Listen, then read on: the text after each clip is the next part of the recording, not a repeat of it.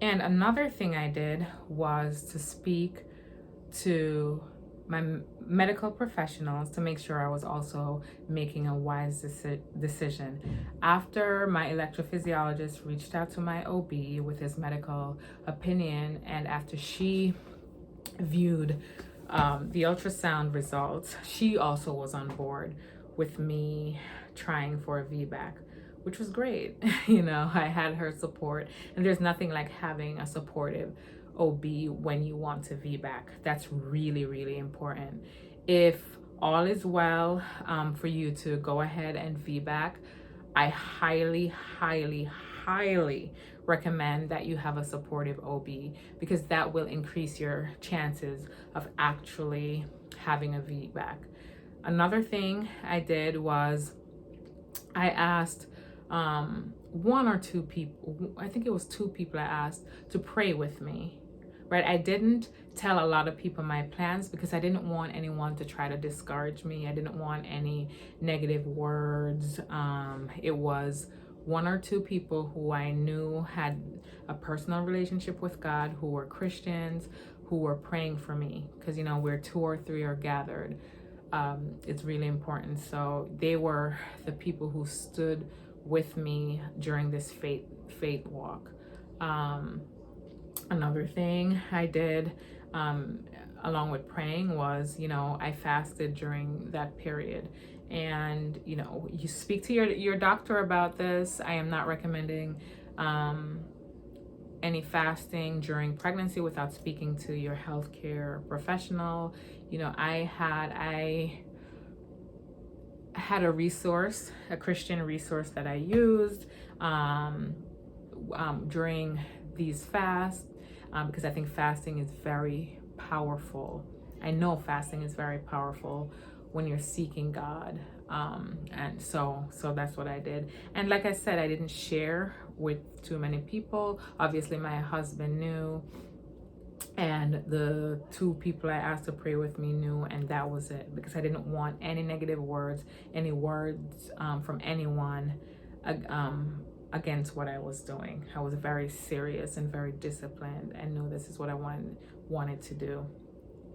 I also hired a doula, a Christian doula. Again, that was very important to me, because I wanted someone in the hospital room with me who could pray with me when necessary, and also who would be standing with me and my husband towards achieving a certain result. And when I reached out to her, I actually did some research first, and I went on her website. And what sold me before I even spoke to her was she used John 10:10. I have come so that you can have life and have it more abundantly. And that's just such a powerful verse, one of my favorite verses. So I reached out to her, and then after speaking to her, one of the first things she said to me is like, what are you and your family abundant in? After telling her my story and what I wanted to achieve. And I like that. I like that perspective. I like that mindset. It was very powerful. It was very positive. She told us that we were walking in the hospital room with all these positive characteristics about our family. And that was particularly important to me as a Black woman, because sometimes when it comes to giving birth and being a Black woman, all the stories that we hear can be so negative, and that affects our mindset and how we walk in to give birth, or how other people view us. And there's another side to that. There's positivity. There is faith. There's so much that our families are abundant in that we don't really pull from. And when she asked me that question, I was like, okay, our values align. She is a good fit. So I had an amazing doula who was amazing at the hospital the day that I gave birth. She's just an amazing resource. I'll definitely share her website in the description box. So here we are. It's about 39 weeks, and this time I'm getting labor pains, contractions. I realize I'm about to go into labor. So I labored at home for as long as I possibly could. My mother-in-law actually came because she would be watching my firstborn for us, and I labored for as long as possible.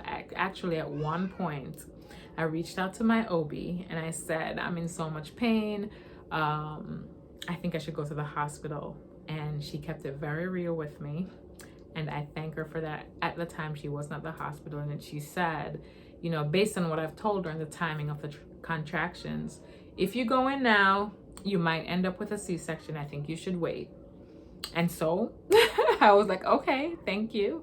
I'm going to stay home for a few more hours. I'm going to tough this out and I'm going to wait. And that's what I did. So when I couldn't bear it anymore and when the contractions were coming back to back, we headed out to the hospital. It was early Sunday morning, probably about 2 a.m. We headed to the hospital. When I got there, you know, I thought I would have gotten some pushback because, like I said, that my OB wasn't there yet. I thought I would have gotten some pushback from the staff about me wanting to VBAC, but God is amazing and He answers our prayers, you know, when we pray by faith, because one of the prayers I prayed was for God to go before us to the hospital and to make our path straight, to make it easy, to grant us a team that would be in alignment with our goal of VBACing, and that's exactly what happened. I got no pushback, no issues. Everybody was on board. Everybody was great. I mean, I don't know what else to say. It was such a positive experience. The nurses were awesome. The techs were awesome. The anesthesiologists were awesome. Actually, yeah, there were two of them because I had to talk with two of them regarding, you know, what I was gonna do, whether I wanted an epidural, whether I wanted to wait, and you know, it was a change of shifts. So I spoke to one, decided to wait, and then when the new one came in, I decided to go forward. I was actually at 7 centimeters before I got the epidural. But I couldn't take the pain anymore. So I decided to go ahead and do the epidural. And yeah, I labored, and by the time I was ready to push, my OB came to the hospital, which, you know, was like a sense of relief for me. Even though everyone was on board and that things were going well, I wanted the person that I knew, that I chose as my OB to be there. So by the time I was ready to push, she came to the hospital, and I delivered my son. I pushed for about 20 minutes. That was it. And I delivered my son via VBAC. It was a great experience for me. Very healing experience, and a very faith-building experience about, you know, with regard to the way God really showed up and showed out for me. I had a very positive experience. So that's it. I had a successful vaginal birth after C-section. All went well. And I want to encourage anyone who was thinking about VBACing. Like I said, it was a faith walk for me, but I do want to recommend two very important things if you're thinking about doing a VBAC. And those two things are: go with a supportive OBGYN. You need a supportive OB. That makes the process very easy. You don't want to be fighting with anyone about whether or not you should have a VBAC. Go with a supportive OB. And number two, hire a doula. Hire a doula. A doula is a great advocate. A doula is great to have in the hospital to advocate for you, to smooth things over. if there's any issues, they're working for you and they're there to support you and your partner during birth. So that's my testimony. If you have any questions in the comments, feel free. Okay, thanks for watching. Bye.